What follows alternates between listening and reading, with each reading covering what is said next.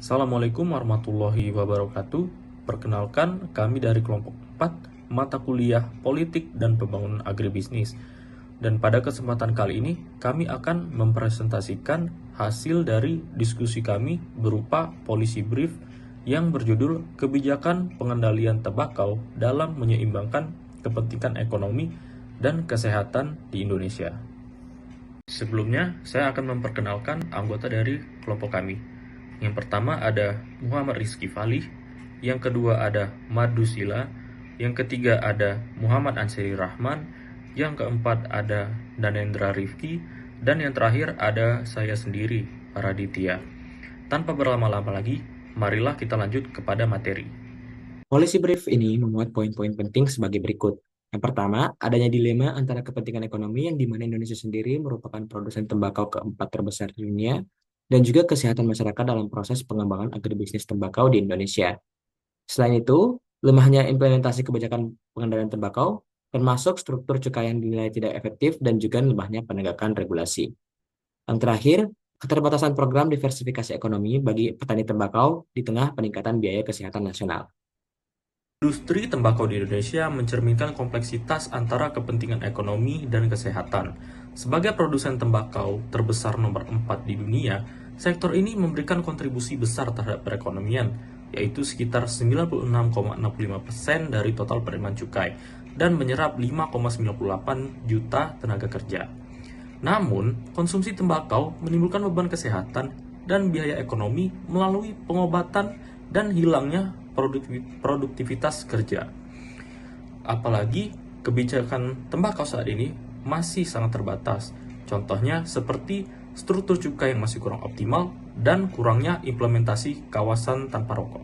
Pembangunan agribisnis merupakan salah satu pilar penting dalam peningkatan ekonomi nasional. Salah satu contohnya adalah komoditas tembakau. Komoditas ini merupakan salah satu sumber pendapatan yang penting bagi banyak petani, terutama di daerah Jawa Tengah, Jawa Timur, dan Nusa Tenggara Barat. Bahkan menurut data, Indonesia sendiri merupakan salah satu produsen tembakau terbesar di dunia yang mencapai produksi 0,23 juta metrik ton pada tahun 2021.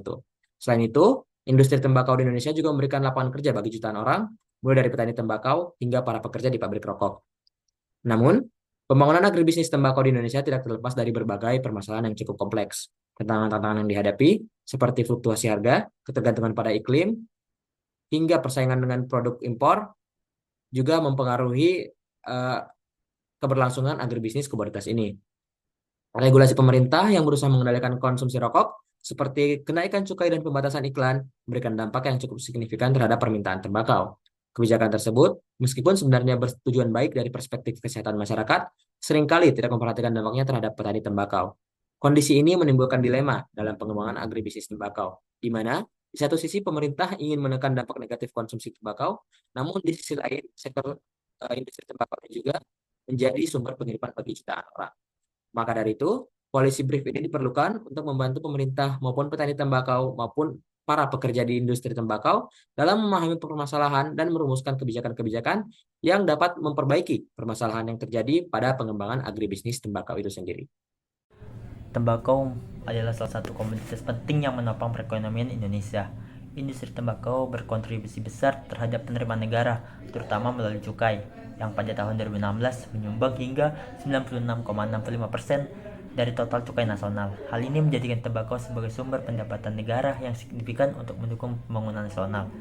Lalu, industri hasil tembakau menciptakan banyak lapangan pekerjaan bagi jutaan orang di Indonesia. Lebih dari 6 juta tenaga kerja bergantung pada sektor ini, baik di bidang manufaktur, distribusi, maupun perkebunan.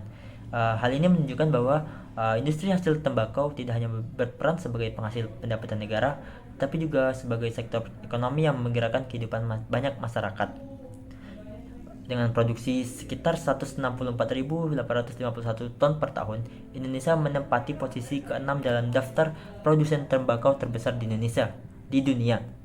Hal ini menunjukkan peran Indonesia yang penting dalam memenuhi kebutuhan tembakau domestik dan global, serta mendukung ekonomi lokal melalui ekspor. Meskipun sektor tembakau memberikan kontribusi terhadap ekonomi, ketergantungan yang berlebihan dapat menjadi risiko. Misalnya perubahan kebijakan pengendalian tembakau atau penurunan konsumsi produk tembakau dapat berdampak negatif pada pendapatan negara dan lapangan kerja. Oleh karena itu, diversifikasi ekonomi di sektor ini sangat penting untuk mengurangi risiko ketergantungan.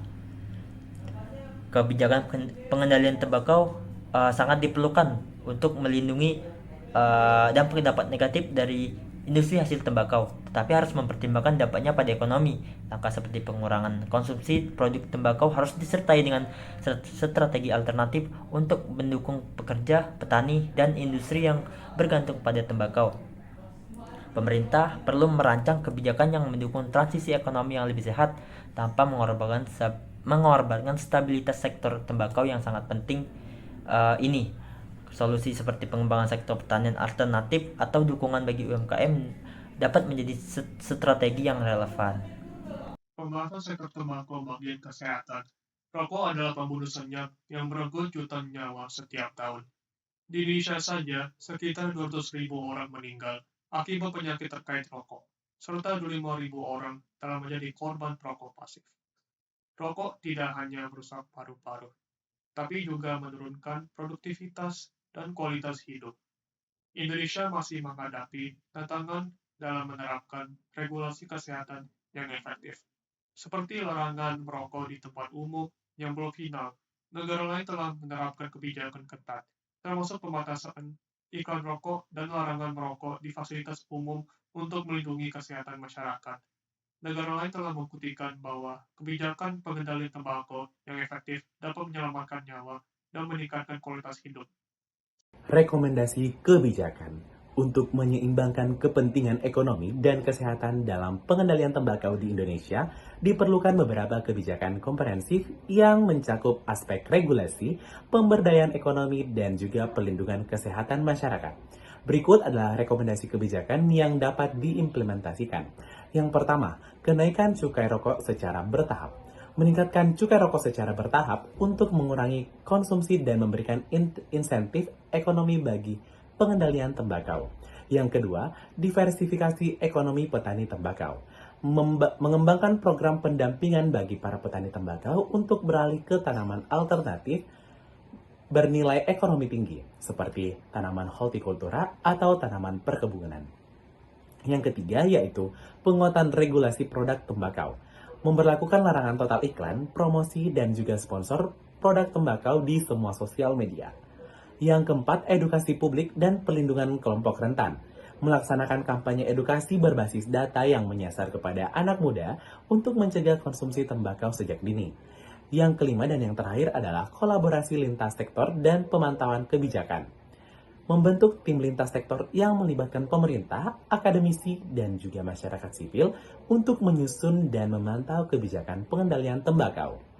Rekomendasi ini diharapkan mampu mendorong kebijakan pengendalian tembakau yang tidak hanya melindungi kesehatan masyarakat, tetapi juga mendukung keberlanjutan ekonomi, dengan mempertimbangkan dampaknya pada para petani dan pekerja di sektor tembakau. Implementasi kebijakan ini juga perlu disertai komitmen yang jangka panjang agar hasil yang dicapai berdampak nyata dan berkelanjutan. Kesimpulannya adalah, kebijakan pengendalian tembakau di Indonesia saat ini memiliki banyak keterbatasan, termasuk struktur cukai yang tidak efektif, perlindungan kesehatan masyarakat yang masih lemah, serta tumpang tindih antara kepentingan ekonomi dan kesehatan. Selain itu, ketergantungan ekonomi pada industri tembakau dan pengaruh kuat industri di dalam kebijakan publik memperburuk masalah ini.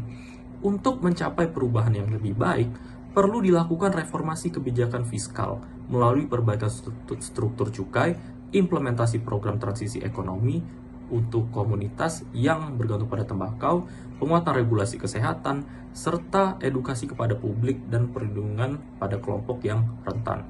Kolaborasi lintas sektor dan pemantauan kebijakan yang lebih baik juga sangat diperlukan. Keberhasilan transformasi kebijakan ini bergantung pada komitmen politik yang konsisten dan partisipasi aktif dari semua pemangku kepentingan.